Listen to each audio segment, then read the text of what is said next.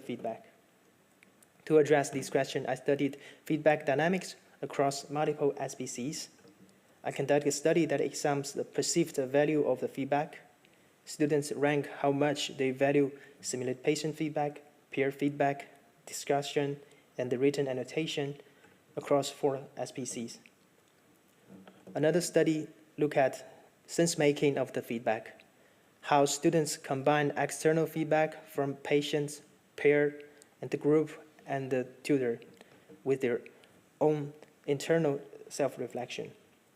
These 2 studies together review both sides of the story, what students say they value, and how they actually process and use feedback. So the findings are follow. In the feedback value study, students' preference shifted over time. At the first, simulated patient feedback was mostly valued, and later peer feedback became more important, and by the end, the tutorial discussion was more trusted. This shows that the value of the feedback evolves with the learning stages. In the feedback sense-making study, I found that students trusted external feedback more, and internal feedback can drive self-reflection and the growth. Feedback in second language medical communication is dynamic and complementary. Its value changes over time, and internal and external sources together support both confidence and self-reflection. So the last, motivation is crucial in learning medical communication in a second language.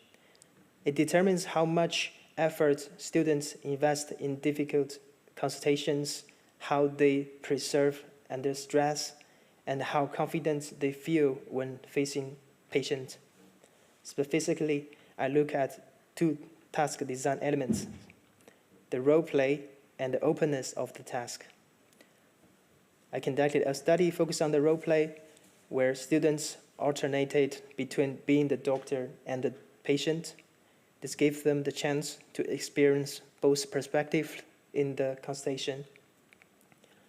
Another study examines task openness, because in here, when designing the open task, we already looking at the motivation aspect of the task nature, see how the level of difficulty affect the motivation and the satisfaction of competence. These 2 studies together tested whether the course design can actively influence their motivation. And the findings were clear.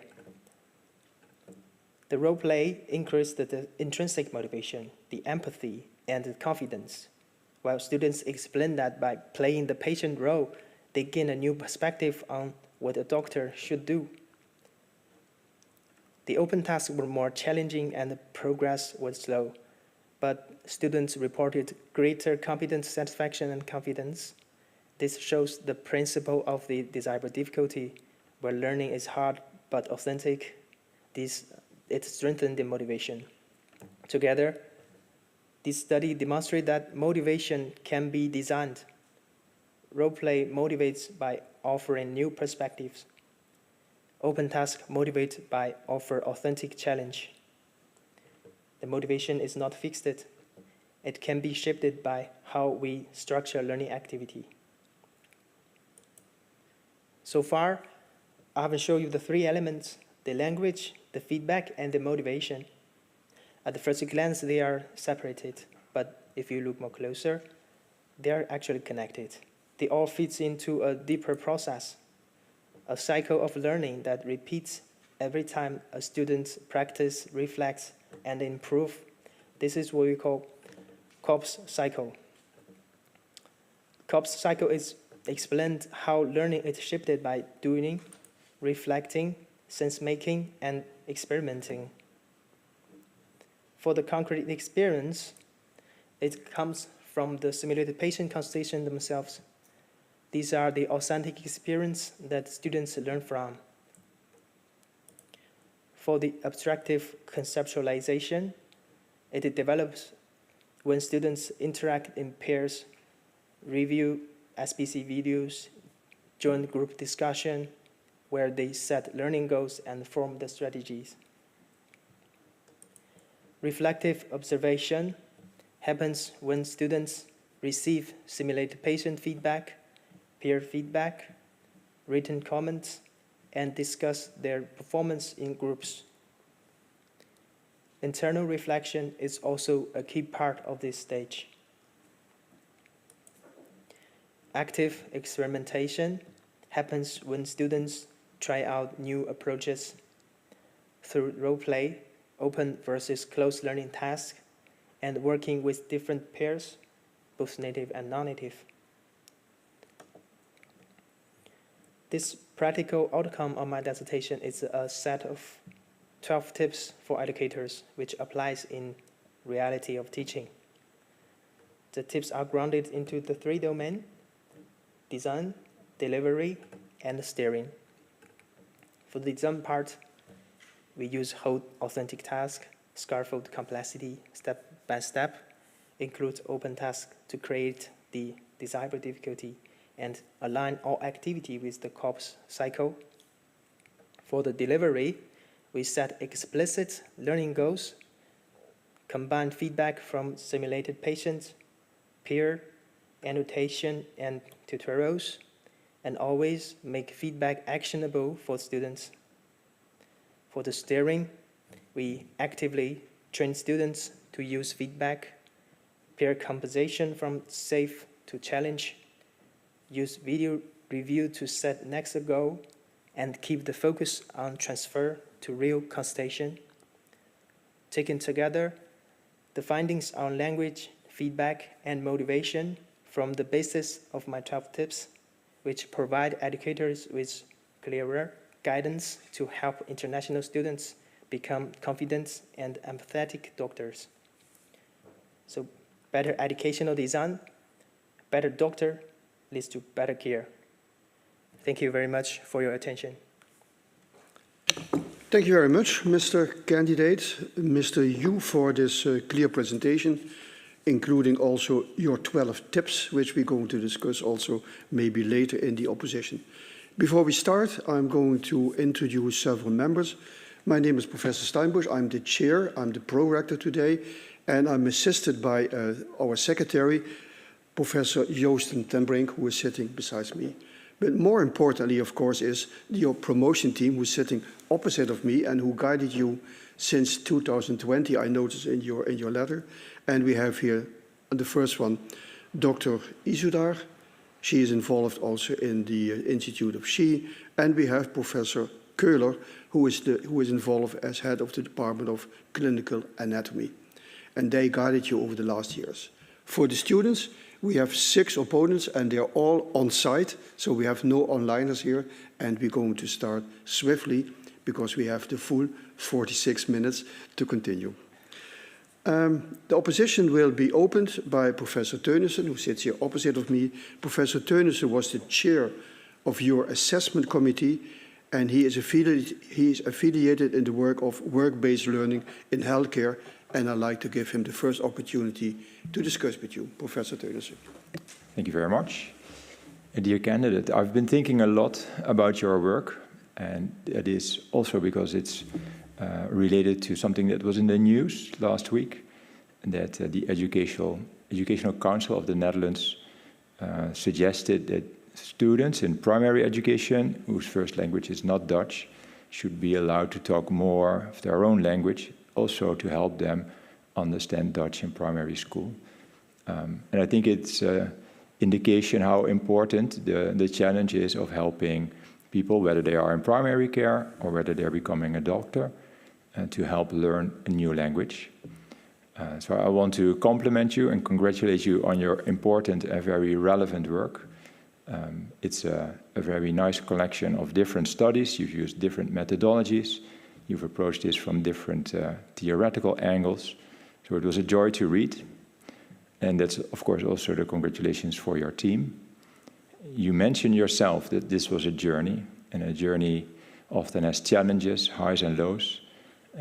And losing a valued member of your team, Professor van Marienboer, was, of course, a very significant part of your journey. But you have included the journey explicitly in your subtitle. You described that you've made a journey through language, motivation, and feedback. And my first question is a very open one. What's the highlight of this journey for you when you are looking back over the past couple of years? Highly esteemed opponent, thank you for your question. For the highlights, the moments, it's really, really much. I spent, for now, it's 5 years of the project. And then during the time, there are the quarantine time. And then for the limitation of the study itself, the small size of the course itself, and for during the time, it's also not easy to collect the data. So they have to make ways to get it through. It's the highlights I will address would be the support from my research team, and every question it's supported with a solution from Dr. Mariam, and I'll be very thankful for her help. Thank you for that answer. It's clear how important language is, of course, in building connections. I also want to talk to you about some of the particular things that you've chosen in the studies, and I want to start with talking about the third chapter. And in that chapter, you look at how students make sense of feedback, and you work with an approach to feedback that is not the most common one. You make a distinction between internal and external feedback. Now, there are other ways to look at feedback. For instance, the focus of feedback, is it task-related on the one end, or on the other end of the spectrum, is it related to the person level? So my question is, why did you choose this approach to feedback? Thank you for the question.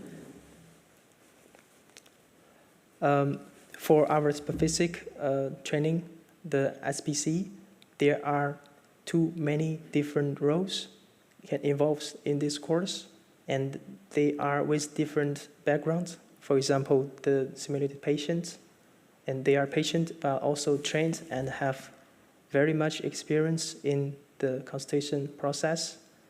And then for the peers, it's, every year students is a new group, and then the peers grow with the students together.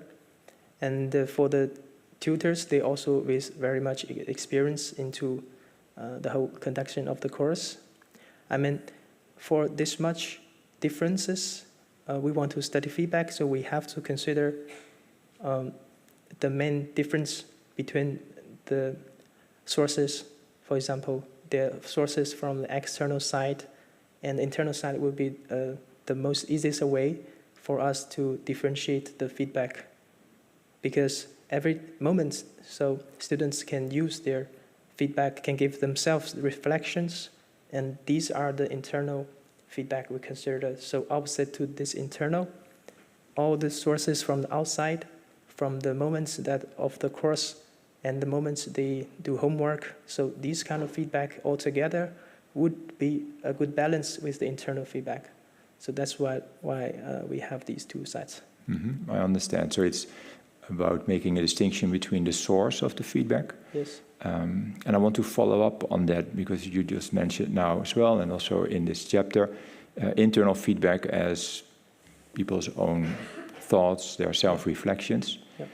And I wonder to what extent you can distinguish that type of information from what's going on around an individual. Because what you think about yourself, how you look upon your behavior that just happened, I think is as much a result of the interaction that you have with other sources of information around you, with the people around you, as it is purely generated internal information. So is internal feedback not also an expression of the external information you are getting? And if so, how clear then is that distinction between internal and external? Yes, thank you for the question. Well, the internal feedback is not only what's a pure pure reflection. Sometimes the feedback come from outside. For example, the part that students cannot realize themselves, and it was pointed out by their peers. So this kind of feedback, we mean it's external feedback.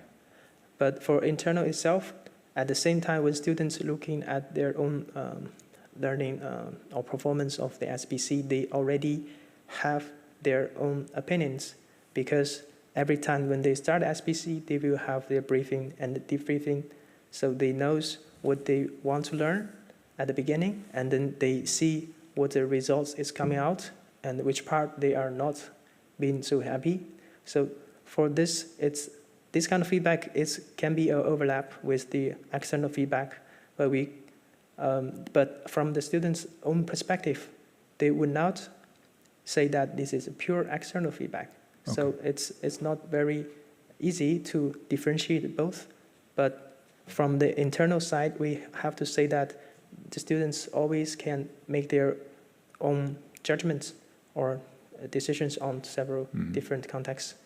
It's something I would love to discuss further, but I'm also checking if there's still time. So we need to discuss that another time. Thank you very much, and I give the word back to the pro-rector. Thank you very much, unfortunately. And we continue the opposition with Dr. Kindermans. And first of all, I would like to thank her that she joins us from Hasselt. And her expertise is in the Department of Cardio and Organ Systems. And again, thank you for joining, and I'd like to give you the word. Yes, thank you very much. Dear PhD candidate, also from my side, first of all, of course, congratulations with the thorough work that you have done, and also an extent to the team that has worked on that. I also want to thank you explicitly for the comprehensive chapter with the 12 tips. That is something very nice when working in medical communication to share with my colleagues, so I will gladly do that. I will also keep in mind the concept, I didn't know that before, the desirable difficulties. That is one to remember, so it was very enjoyable to read your work. But first things first, we can also go a bit into discussion about some points that raised my attention in your studies. I would like to start with the study you describe in chapter 2. I'm actually very much to the results that you describe in table 2 on page 32, so the type of feedback that was valued most by students. It becomes clear that over time, from the first to the last simulated patient consultation, the perceived value of patient feedback goes down. It goes from the first position to the lowest position. As you also stress the importance of patient-centered communication, I am wondering whether this evolution is a favorable one. I would like your reflections on that. Esteemed opponents, thank you for your question. And for this graph, the simulated patient feedback was very much highly ranked at the first SPC, and it goes down and down until the last one. Yeah, we have an interview with the students. We found out that at the beginning, when students, all of them don't have the experience doing the SPC, they think that the patient's feedback is the most valuable one, because they will aim to serve the patient and to provide them the for example, negotiation or treatments. They think that everything from them are the truth, what they actually aims for, or what they actually should aim for. And then it goes down, because when other sources of feedback become more richer, for example, the peers can talk with the context more and more deeper, and then the tutors also give their examples about how to be a doctor instead of how to only react with the patients. So the consultation is not about purely content with the patient. It's about to lead the conversation, and then in a correct way or in a formal way in a certain time. And then later on, there are also some other problems. There are students reflecting that during the process, there are some patients, they trying to be not very pleasant role. So it's not very typical for them to also provide the feedback. And then they pretend to be, for example, very angry or rude. So it's the students start to feel like they shouldn't always listen or hear about the feedback from the patient. That is why the whole group start to devalue the part from the patients. Yeah. Okay. Well, I also have an alternative explanation for the fact that the tutorial discussions go up to the highest rank. Could it be that final evaluations are approaching? We know that evaluations also steer the learning, and the people who grade the students, maybe their feedback becomes more important over time because the final evaluations are approaching. Yes, the final evaluations indeed approaching, but the tutorial group become more and more important. There are other reasons. Because the tutorial group contains many different elements. It's much more complex than the other groups, than the other form of feedback. For example, the talks about the video recording and each of the feedback from each of the performance of the students, and everybody already shared their feedback, and then they have a pre-selection, and then they come to this discussion to really exchange feedback to make sense of how each other why they give each other feedback like that. And then it's becoming a very heavy feedback exchange course at the end. So from our experience, from our teaching experience, during the observation also it become more and more deep and a meaningful conversation at the discussion. So that's why we think, that's why we explain like this. Yeah. Okay, so it's not just for the grades. Yes. We can be reassured. My second question is related to a sentence I read in chapter 4. It says, and I will cite, triangulating the multidimensional data enabled us to arrive at a logical and realistic interpretation. And the interpretation you refer to has to do with your overall finding that role play supported students' medical second language competence development. Given the fact that you used a single group pre-post test design with mixed methods, how certain are you that competence development was caused by role play? Yes. Yes, I have to admit that there are some constraints for us to really conduct the study.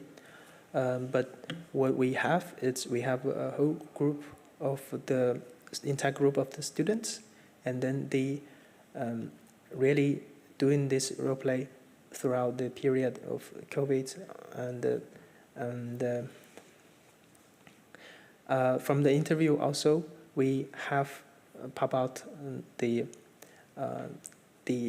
feeling, like when you read the interview reports, and the feeling that they start to value in this type of role play very much, and then they are really interesting things. For example, when they taking on the patient's role, and then they start to share what they find, what they couldn't find as a doctor.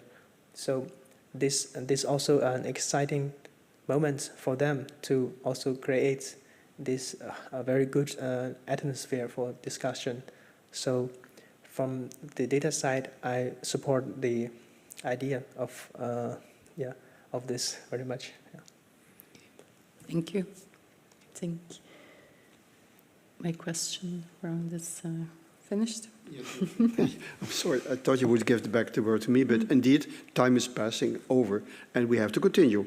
So we continue with Professor Kester. Professor Kester is involved as appointed as chair in the Department of Instructional Design within the health professions, and I would like to give her the word to and the opportunity to discuss with you. Thank you. Dear candidate, also my compliments, of course, for your work and also the compliments to your team. You present a coherent set of studies using different methodologies, different perspectives as well. So that's really nice, and it's also good to see that most of your work is already recognized by the international public because of your publications. So that's really, really good. So congrats with that already. So today I would like to discuss also chapter 7 with you. In this chapter you give 12 practical tips for integrating medical second language communication teaching in health professions education. I had a little bit of difficulty mapping the tips to your own empirical work, so I would like to first verify, is it correct that primarily tips 5, 6, 7, 8 and 9 really have the strongest connection to your own empirical work? Is that true? Do you recognize that? Yeah, maybe we should take the tips with them. But maybe it's good to determine whether not every tip is directly connected to your own empirical work. Is that correct? And for the part, for the tips from 5 until 9, they are in the delivery part, and we have mostly addressed the feedback and the authenticity tasks. And this part are from broader aspects that we, because of all of my study are based on the simulated patient consultation, and we studied about the authenticity of the tasks, and also for the feedback part, it's based on our own findings. So there may be other findings was also from the fields that are necessary to make the tips. But I would say partly truth, partly us, and partly from the fields. Yes. Yeah. Okay. Now let's start from your investigation, so your empirical studies and empirical results, and then I would like to couple those to the challenges you also describe at the end of all the tips. Yes. So there are a couple of challenges and limitations.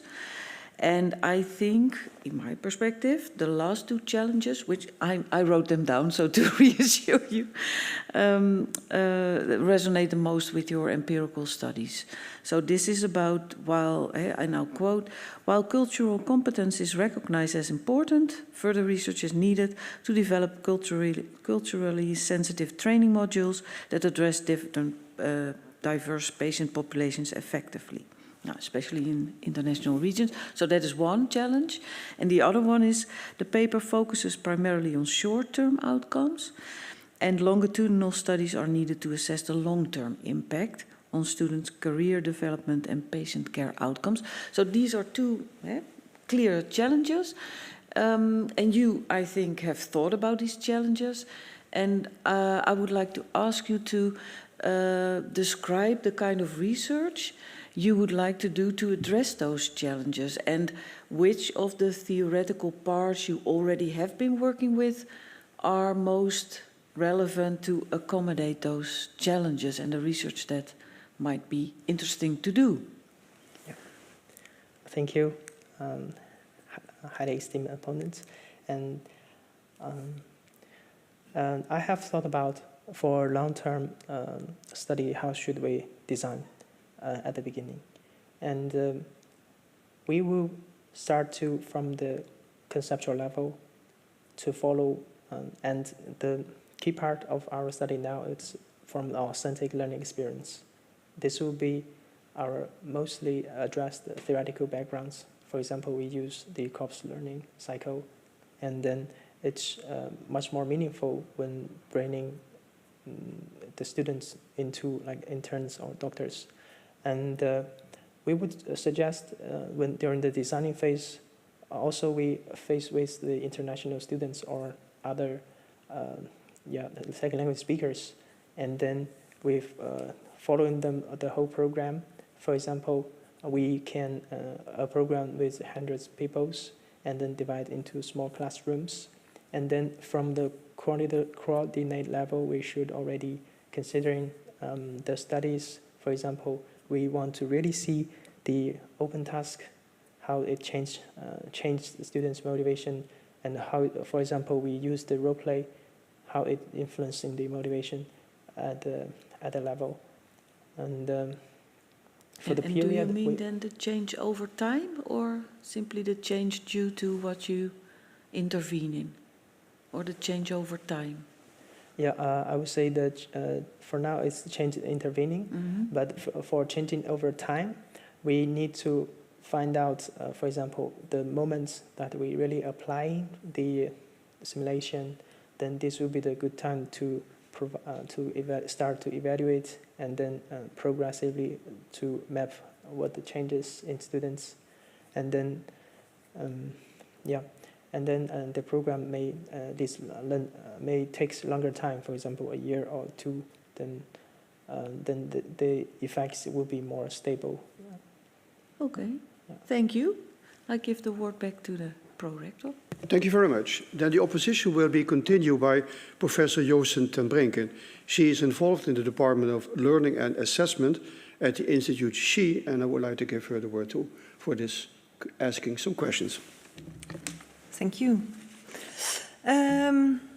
Dear candidates, I also want to congratulate you and your team with this interesting dissertation. And I also, as already mentioned, certainly appreciate the chapter 4, that you translate research into practical tips and actions. And my first question is about one of those action points in chapter 7. Tip 8 includes an action point, and that's titled Tailor Feedback to Learning Styles.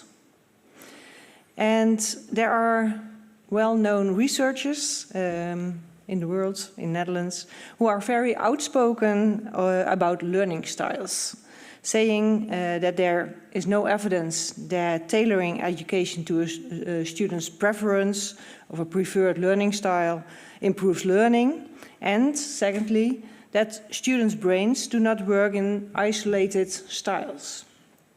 So the word learning styles you use is also not mentioned in the references you added to that action point. So I would therefore prefer this action point to be more like use different feedback mechanisms to achieve better learning outcomes, rather than tailor feedback to learning styles. So I'm curious about your thoughts about this. Is it about tailoring feedback to students' preferences? What do they like to hear, to use?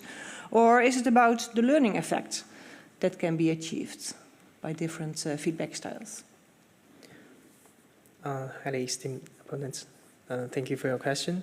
And I think the suggestion is very interesting and connected to the topic. For the learning style, is actually what you are proposing. We want to address, for this tip, we want to address the points from the student's perspective.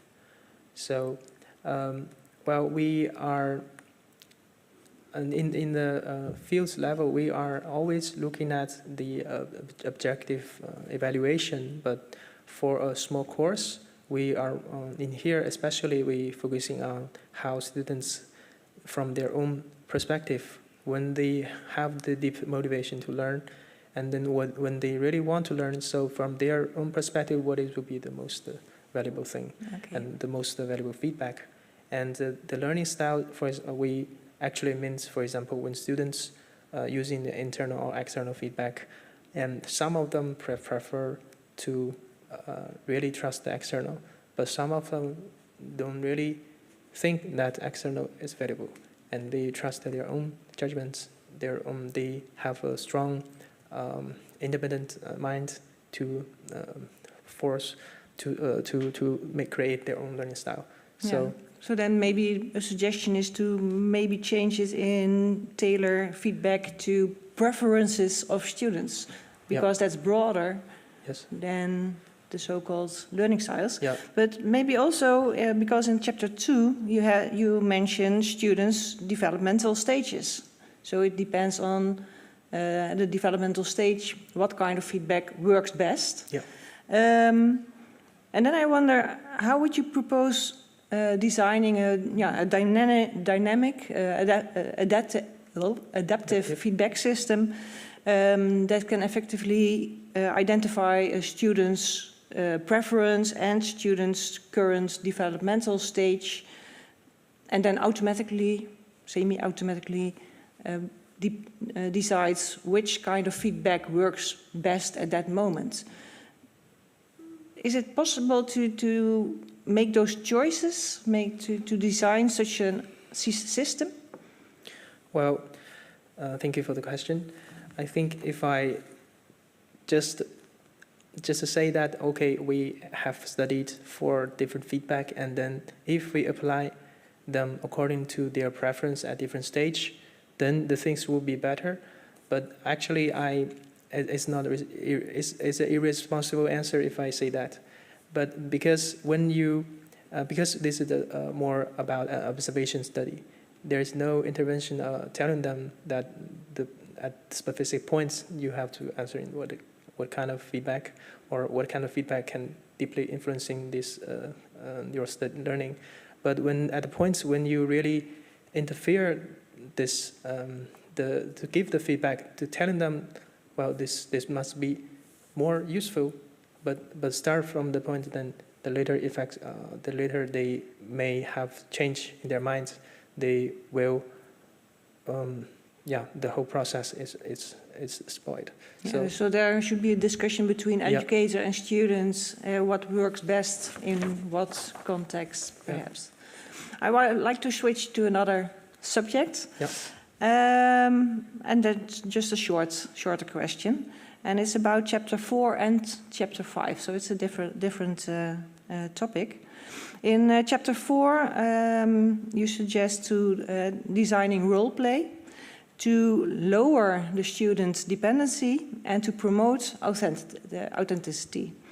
In chapter 5, you emphasize that the benefits of the open learning tasks, which create desired difficulties, by being more challenging and requiring more effort. How do you interpret or reconcile the seemingly contradictory goals of lowering students' dependency, which might imply more structure, and promoting desired difficulties, which implies less structure and more challenge when designing this kind of education? Well, I'm sorry, I am not very much clear about what you mean by the structure. Yeah, if you would like to have had a role play, it's more, the role play leads to lower student dependency and more authenticity. Mm-hmm. So that's more structured approach than asking for open learning tasks, which are less structured. So maybe there is no contradiction, but in my opinion there was a contradiction. So, from my point of view, the structure you mean it's the designing or the manipulation of the course itself? Yeah, the student support. So it's a more structured task versus a less structured task. Yes. So for the role play, it's a kind of simulation in between the real simulation and the oral talks. So it's not so much authentic, but a good choice for them to see a different perspective. And this is the main point. The main value is laying here. So it's not about whether we test them in in this in creative way or in this free way. We provide the structure. A certain type of infrastructure is not aims to test them in the replay, but to give them the feeling that what they can gaining from changing the roles. So for the authenticity task, what we aim is simulated patient consultation. This is the reality or the scenarios we provide them for specific for challenging them. So in this way, we provide them less structured. Okay. Yeah. Thank you. I give the word back to the pro-actor. Thank you. Thank you very much. Then the opposition will be continued by Dr. Van Molkot. He is involved in the Department of Internal Medicine, and I'd like to give him the opportunity to discuss with you. Dear candidate, I also enjoyed reading your thesis, and that's because I encounter the students you investigated during their bachelor phase. I encounter them somewhat further on during their master phase of their education in the hospital. I observe these students, I teach them, I train them, and both native and non-native speaking students, and I can compare them. And I often see the non-native students struggle. They struggle more compared to the native students, even after they have been trained in their bachelor, in their communication skills in Dutch. So I recognized a lot of situations and problems, and I think there is still also room to help these students during their master phase when they are in a clinical workspace. And how can we do that? How can we help them? And in your chapter 7, you describe a lot of strategies and tips to teach and to help students during their bachelor phase. And I think some of them, maybe after some adaptation, can also be used in the hospital when during their clinical rotations. We call them in Dutch kooschappen, maybe you've heard of it. So I would like to discuss with you, I'm not sure whether you visited the hospital and observed some students or talked with them. Maybe it's difficult, but maybe you can discuss a little bit with me how could we help them when they are in their clinical phase. Yeah. Thank you so much. Well, I think for the hospital environment, it's much different than the learning phase.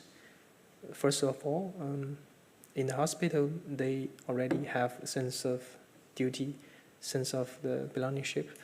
But in our learning period, and this is really different. And so when they are all international students, and when a non-native speaker helping them, they didn't find too much. Well, I would say they have the identification of their roles. They have the similarity on the language ability from the beginning. So this would be the first thing that makes them closer than the non-native students, and it creates the safetyness and can help them. And because also the non-native speaker we invited to the course also being very supportive, so that it can cultivate this sense of a very good positive atmosphere. But from the other side, for the native speakers, I wouldn't say that they don't recognize the challenges for international, but they are really come here to provide helps for language details and the cultural things. So this will be the main difference between these two groups for us. But I can see that it's already different when they are actually in the hospital, because, well, it's not a surprise that for non-native speakers in that surroundings start to intimidate to work, or simply because the situation have changed.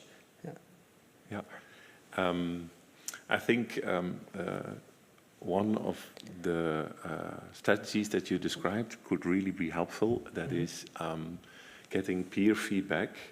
So when students, a non-native and a native student encounters a patient, does a consultation together as a duo, that really might help, because you can get peer feedback. And the other thing is feedback from the patients. In the past, students were not used to ask feedback on their communication skills to real patients. Now, in the current curriculum, we stimulate them, but I think they can be even stimulated more. So I invite you to, if you are interested, to do research in the future, also to enter the master phase, clinical phase, and if so, I would really be happy to assist you in that research. And looking at the time, I think I will pass. Thank you for your answer. I think I will pass the word back to the prorector. Thank you very much. Thank you very much. Thank you very much. Then we continue with our questioning, with our opposition to Dr. Gerven. He is involved in the Department of Education, Development and Research, and I also like to give him the opportunity to discuss with you. Thank you, Prorector. Dear candidates, congratulations on this great achievement, and I would also like to extend these congratulations to your team. You did a really great job. 5 empirical studies, that's quite something. So that's a really impressive job. I would also like to extend my admiration, actually, for how you have adapted yourself, actually, to living and working in the Netherlands.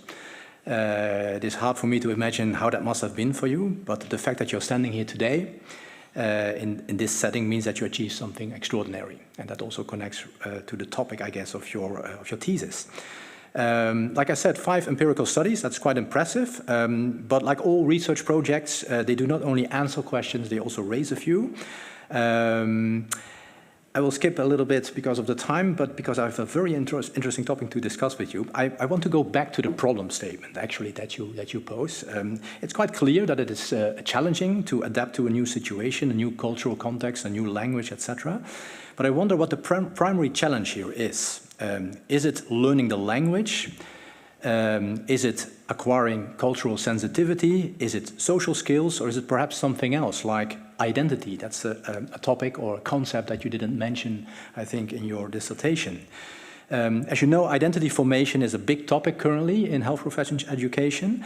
And we are mostly talking about teacher identity here, that's a big topic, but there's also other kinds of identities, professional identities, like that of the researcher, of the manager, and of that of the clinician. I just try to envision a doctor who needs to communicate with a patient in a language that is just starting to become part of their professional identity. For example, Dutch.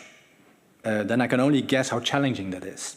For example, that patient may have physical and psychological complaints that are hard to explain, even in their own language. You also mentioned something in your introduction about that. Even in your own language, it's sometimes hard to communicate.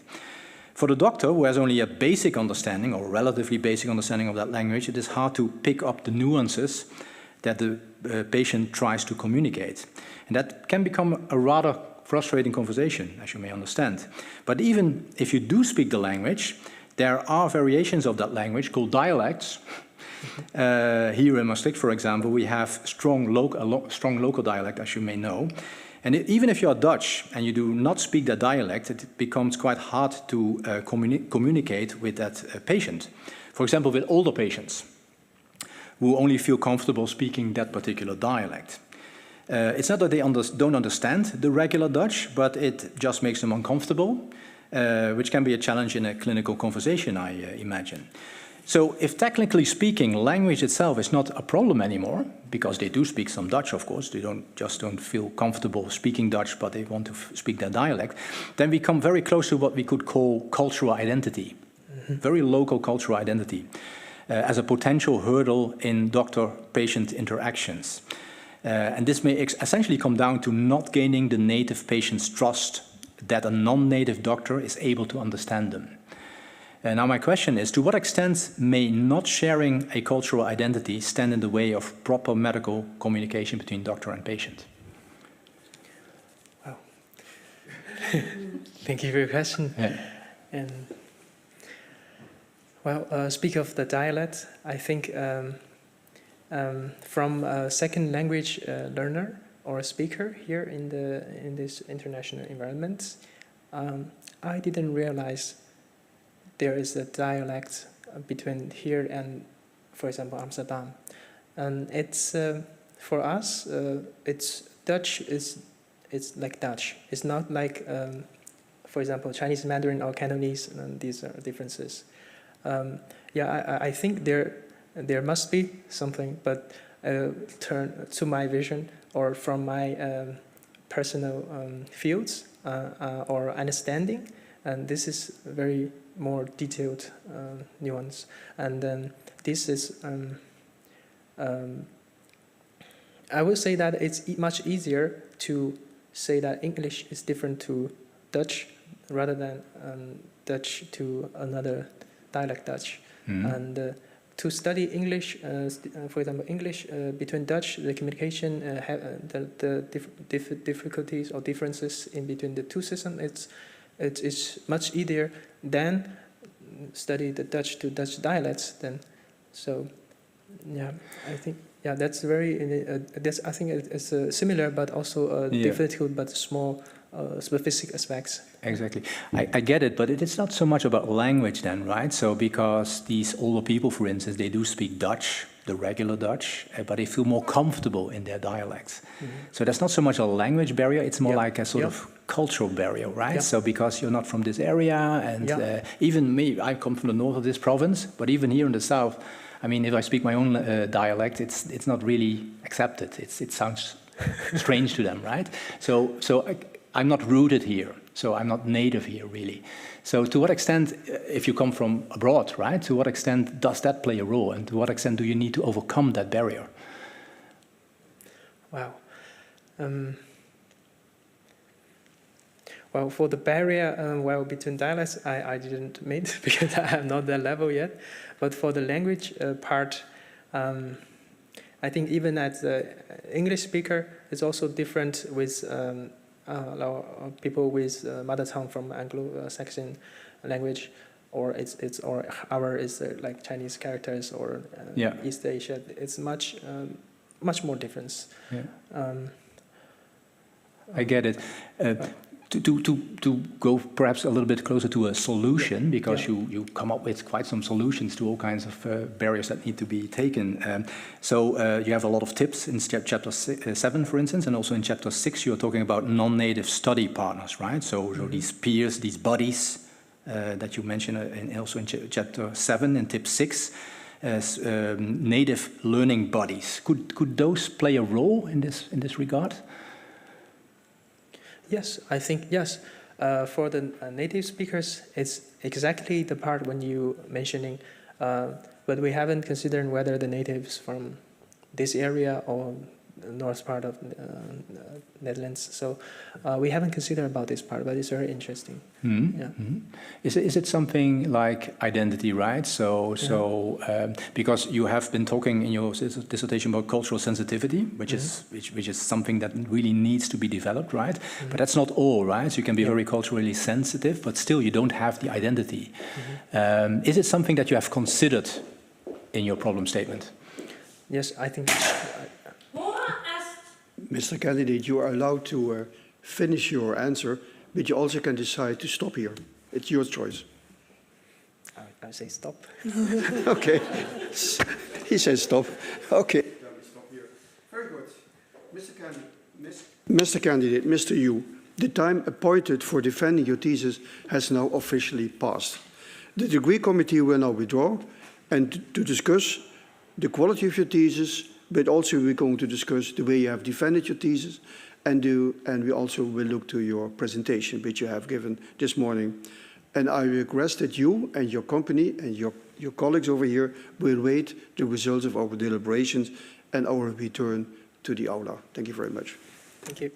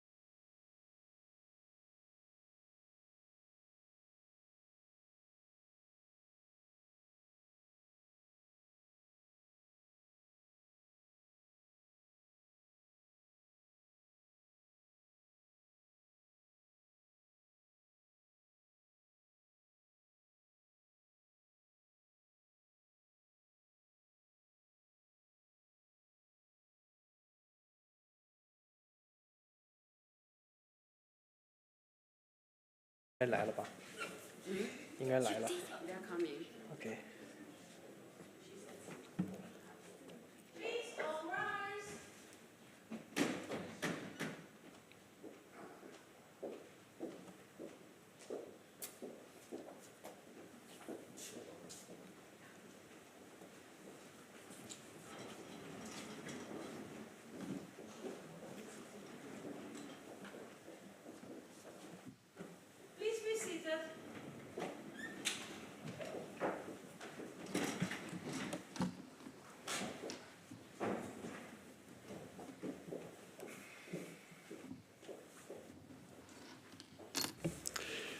Dear Mr. Yu, the degree committee here present has not assessed so much the quality of your thesis, because that was approved, but we have looked intensely the way you have defended your thesis, but also the way you have presented your thesis this morning. And in view of its positive verdict and taking into account your previous qualifications, the degree committee has decided to grant you officially the degree of doctor. And looking to your smile, I think you appreciate this. Yes. Professor Köhler is authorized to confer upon you this academic distinction in accordance with Dutch university customs, and therefore I would like to give Professor Köhler now the floor. Please all rise. We promise to work in accordance with the principles of scientific integrity at all times, to be careful and honest, transparent, independent and responsible. Yes, I promise. By the authority vested in us by law and in conformity with the decision of the committee here present, I hereby confer upon you, Hao Yu, the degree of doctor and grant you all rights attached by custom and law.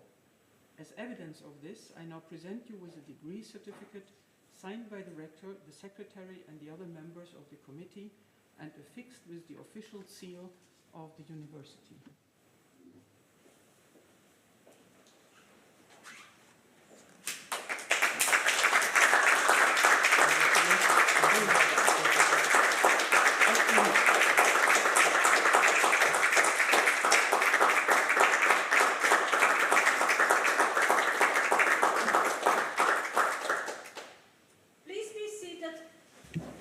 And I give the word to Dr.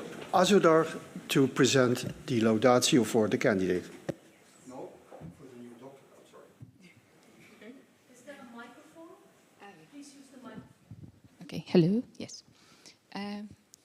Dear Dr. Hao Yu, what a journey we've had together. It has truly been a pleasure working with you over these past years. I still remember our first contact back in 2018, when we began filling out paperwork for you to come to the Netherlands to start your PhD at Maastricht University. You were excited, and so were we, ready to begin this academic adventure together. Although it was not your first time in Europe, it was the first time you would live and work here for an extended period. You embraced the challenges with enthusiasm, and we welcomed you with open arms. Coming from a Chinese background, I noticed how much hierarchy meant to you. The cultural differences were evident in small but telling ways, like how you would stand up every time I approached your desk, even if we were just casually chatting.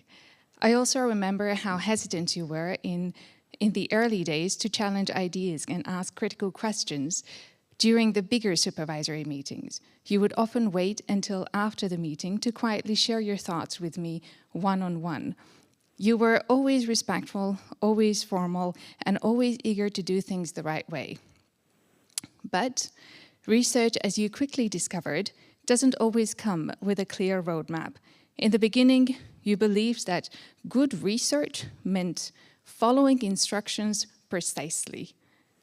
So when you realized that we didn't have a step-by-step plan for you, just a topic and a lot of open questions, you were understandably disappointed. I still remember your astonishment when you saw that even the great Professor Jeroen van Marienboer didn't have a detailed blueprint for you to follow. You kept saying, "But I don't know." And we replied, "We don't know either." And that's okay, because we'll figure it out together. That moment marked a turning point. You learned that research is not about executing a perfect plan, but about exploring, experimenting, and sometimes failing. You embraced trial and error, and slowly but surely, you grew into a confident and capable researcher. You've learned to design your own studies, build convincing arguments, and write with clarity and purpose. We see that in your outstanding publications, which reflects both your intellectual growth and your commitment to quality. I would also like to take a moment to reflect on the meaningful time we shared with the late Professor Jeroen van Meerenboer. His mentorship and presence were truly invaluable, and I have no doubt that he would be proud of the thoughtful and capable researcher you have become. After his passing, we continued your supervision with Professor Leo Kohler. Transitions like these are never easy, especially in the middle of a PhD journey, but you handled it well, with grace and maturity. You adapted quickly to a new style of guidance, built a strong working relationship with Professor Leo Kohler, and continued your research with focus and resilience. You showed that you could thrive even in the face of change, and that flexibility is one of your strengths, not just in research, but in collaboration and personal growth. You've also developed strong work ethics and always made sure to acknowledge those who supported your work, whether in author lists or acknowledgement sections of your papers. You also brought humor and a few surprises into our academic lives. I'll never forget your unique interpretation of being independent researcher, which to you sometimes meant just do whatever you think is best. Like the time you registered for a conference without informing anyone, completely unexpected, but a clear sign of your growing initiative and confidence. Or the time you applied for a scholarship in China in the middle of your PhD to do a research visit. We worked together on the proposal, carefully crafting a research plan, only to later discover that you had pursued a completely different topic once the scholarship was granted. We were, of course, proud that you received the scholarship, but also a little puzzled about what exactly you were doing and what the outcomes might be. These moments became part of the unique and memorable path that you shared with us during your PhD. Dear Dr. Hao Yu, it has been an honor to be your daily supervisor. Thank you for your dedication, your curiosity, and your growth. I wish you all the best in the next chapter of your journey, and I hope you continue to explore, question, and challenge the world around you. Congratulations.